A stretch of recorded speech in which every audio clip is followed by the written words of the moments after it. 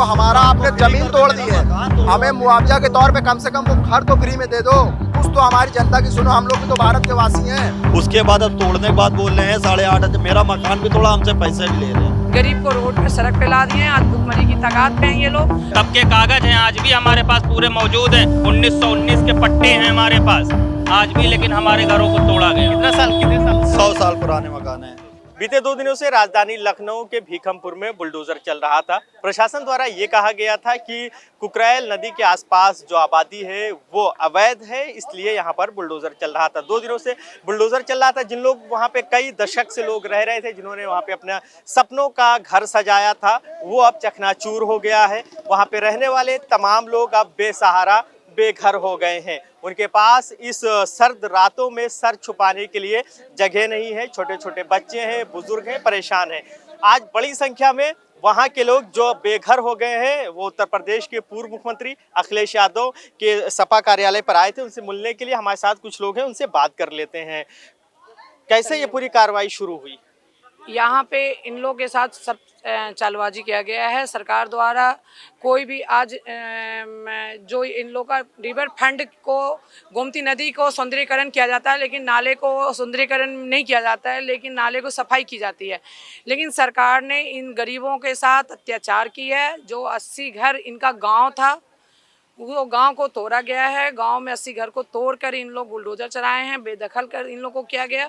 और सरकार ने सिर्फ जुगलाबाजी करके इनको ये कहा गया है कि आपको प्रधानमंत्री योजना के तहत आपको मकान दिया जा रहा है, लेकिन उस मकान का इन्होंने जब घर तोड़ दिए, तब इन लोग जब जा रहे हैं तो इन लोगों को ये नियम बताया जा रहा है कि आप 10,000 रुपया पहले रजिस्ट्रेशन का दीजिए, 5,000 रुपया आप बिजली का बिल के लिए, कनेक्शन के लिए दीजिए। उसके बाद आपको ना किस्त में बांधेंगे हम, आपको उस किस्त बांध के आपको भरना। तो इनका घर भी छीन लिया गया और ये अब अपना घर को फिर से सरकार से खरीदने जाएं, ये उनका मंशा है। गरीब को रोड पर सड़क पे ला दिए हैं, आज भुखमरी की तादाद पे हैं ये लोग। अखिलेश जी से मिले तो उन्होंने क्या कहा? आप लोग उनके पास क्यों गए थे? मतलब क्या फरियाद लेकर गए थे? माननीय जी से हम लोग को ये निर्देश दिया गया है कि अभी हमारे समाजवादी पार्टी के उच्च पदाधिकारी हमारे साथ जा रहे हैं कमिश्नर से मिलने के लिए, और वो हमारी बात को, इन लोग गरीबों की बात को वहाँ रखा जाएगा। अदर वो नहीं हमारी बात सुनेंगे, इनको मकान अगर फ्री कॉस्ट नहीं देंगे वो लोग, तो हम लोग आंदोलन पर उतरेंगे। और अब जो भी मकान है वो कोई भी मकान पर बुलडोजर नहीं चलेगा, अगर चलेगा तो अब समाजवादी पार्टी आंदोलन करेगी। और लोग बात कर लेते हैं। आपका भी घर तोड़ दिया गया? जी, मेरा घर भी। कितने सालों से रह रहे थे? सर बहुत सालों, हम लोग बचपन से ही वहीं रह रहे हैं। हम लोग के भाई बड़े बड़े, हम लोग बचपन से वहीं रह रहे हैं। सरकार कह रही है कि आप लोग का मकान इलीगल था, अवैध था, इसलिए तोड़ दिया गया। ऐसा? सर हम लोग नाले में नहीं थे, हम लोग बहुत ऊंचाइयों पे थे। हम लोग का गांव बसा हुआ था। क्या नाम था गाँव? भीखमपुर। और भी लोग हैं, बात कर लेते हैं। क्या नाम है? कपिल मौर्य। कपिल जी, 2 दिनों से कार्रवाई हो रही थी भीखमपुर में। सरकार, लोग ये कह रहे हैं, प्रशासन कह रहा है कि ये अवैध था। कैसे है ये पूरा मामला, कहाँ से शुरू? हमारा केस जो है मंडला आयुक्त के वहाँ चल रहा था, रोशनी जैकब के वहाँ। उन्होंने 29 फरवरी की डेट दी थी 2024 में। उन्होंने क्या किया, बदल के सीधे 7 जो है 7 को कर दिया, 7 दिसंबर। उसका 7 की जगह वो लोग 6 को ही आके बिल्कुल मकान उकान खाली करवाने लगे। उसके बाद जो है 6 को भी मकान 10-12 तोड़ दिए, और बाकी के मकान जो थे उसको 7 को तोड़ दिया। वहाँ जवाब भी नहीं आया था, उसके पहले ही तोड़ दिया। अब उसके बाद बोले मकान दिए जाएंगे। अब प्रधानमंत्री योजना वाले में बता, एक चीज ये समझाइए कि 24 फरवरी की डेट लगी थी, ठीक है, मंडला आयुक्त कार्यालय में, सॉरी 29 फरवरी के 2024 में। उससे पहले फिर ये अचानक से पूरी रूपरेखा बदल गई, तारीखें बदल गई। हाँ, वो हम लोगों के साथ मजाक हुआ। जैसे हम लोग का ये कैसे हो सकता है, 29 फरवरी की डेट जो है 7 को कैसे लग सकती है, 7 दिसंबर को।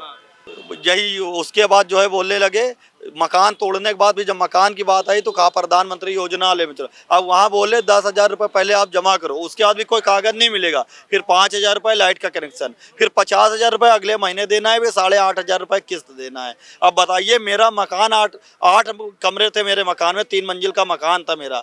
उसके बाद अब तोड़ने के बाद बोल रहे हैं 8,500, मेरा मकान भी तोड़ा, हमसे पैसे भी ले रहे हैं, बोले मकान ले लो। मकान मिलेगा आपको? उस समय बोले थे उन्होंने फ्री में दिया है, लेकिन फ्री में चुन्नू खेड़ा कोई लगता है वहाँ पे उन्होंने दिया। कहाँ पे है ये? सुनने में आ रहा है पारा के कहीं आसपास में चुन्नू खेड़ा है। पारा से 8-9 जो आसरा आवास योजना है उन्होंने वो दिया है हम लोगों को, आउटर में। आउटर में मतलब फ्री वाला है वो, एकदम छोटा सा है। हम लोग को ट्रकों के हिसाब से सामान है, तो हम लोग मोदी जी के यहाँ, मोदी वाला जो मकान है बसंत कुंज योजना, वहाँ पे हम लोग जाने के लिए हैं।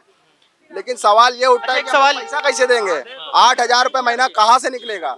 उसका कुछ तो निस्तारण करो। हमारा आपने जमीन तोड़ दी है, हमें मुआवजा के तौर पे कम से कम वो घर तो फ्री में दे दो। कुछ तो हमारी जनता की सुनो, हम लोग भी तो भारत के वासी हैं, कहाँ से आए? हम कौन रोहिंग्या कौन है हम लोग? हम कौन बांग्लादेशी हैं? शुरू से यही कौन तो- कौन बांग्लादेशी बोलते हैं यहाँ बांग्लादेशी बसे ऐसे बोलते हैं, आधार पैन कार्ड सब होने के बाद भी आधार कार्ड चेक करवाने आए थे। वहाँ जो सर्वे करते हैं ये चेक करते हैं कि कहीं बांग्लादेशी तो यहाँ नहीं रहते हैं। सब लोग सारे डॉक्यूमेंट्स आपके हाँ सारे। अरे सरकारें नहीं थी, भारत सरकार, अपना देश आजाद नहीं हुआ था तब के कागज है हमारे पास, तब के कागज हैं, आज भी हमारे पास पूरे मौजूद हैं। 1919 के पट्टे हैं हमारे पास आज भी, लेकिन हमारे घरों को तोड़ा गया। कितने साल 100 साल पुराने मकान है जी। जिन्हें नाला बता करके कह रहे थे कि नाले में है, वो नाले में नहीं था, वो गांव है हमारा। आज भी जाके खसरा नंबर 10 में उसको खोज लीजिए, पूरा पूरा गांव निकल के आएगा। लेकिन वो सरकार और अधिकारी लगातार उसको इलीगल अवैध बता रहे हैं। इलीगल उसको नाला बताते थे, फोटो अगर उनसे कोई चीज पूछ लो ना कि ये कैसे होगा, अगर हम बोले इसका क्या प्रोसेस है, तो कह रहे यहाँ गुंडाई करने आए हो, उठवा देंगे, एप्लीकेशन देंगे, अभी तुरंत उठ जाओगे, तुमको बंद करवा देंगे, ऐसे बोलते हैं कौन कह रहा बंद करवा? जी। वहाँ जो कर्मचारी वही सब बोल रहे थे। वही सब बोल रहे थे बंद कर देंगे उठा के। अगर उनसे पूछ रहे क्या प्रोसेस है तो बोलते अभी उठा के बंद कर देंगे, गुंडाई करोगे, जो मिल्ला ले लो निकलो। अच्छा, मकान क्यों तोड़ ले उसका प्रोसेस पूछो तो ये कहते हैं। हाँ ये कहते हैं, उसके बाद कहते हैं यहाँ सुंदरीकरण होगा, ये योगी जी का प्रोसेस है, ये जो है ग्रीन प्रोजेक्ट है, ऐसे बोलते हैं। 6 महीने तक उसको लोगों के घरों को उजाड़ कर उजाड़ दिया। उजाड़ दिए भैया, उजाड़ दिए। हम लोगों के घर सब उजाड़ दिए गए, जो डेढ़ जो भी था हाउस। लगभग आबादी की अगर बात करें कितने लोग होंगे? वहाँ पे 700 लोग रह रहे थे उन 50 मकानों में। हाँ उड़ाओ आगे अभी एक वोट वगैरह आप लोग डालते थे? हाँ वोट सबका सब चीज, वाटर टैक्स, हाउस टैक्स, सब चीज था। ठीक है, ठीक। चलिए, आपने सुना पूरी बातचीत। ये लखनऊ के जो कुकरेल नदी के आसपास रहे लोग, जिसे भीखमपुर कहते हैं, भीखमपुर के ये तमाम लोग हैं। लगभग 80 घर हैं, 80 घरों में 700 की आबादी।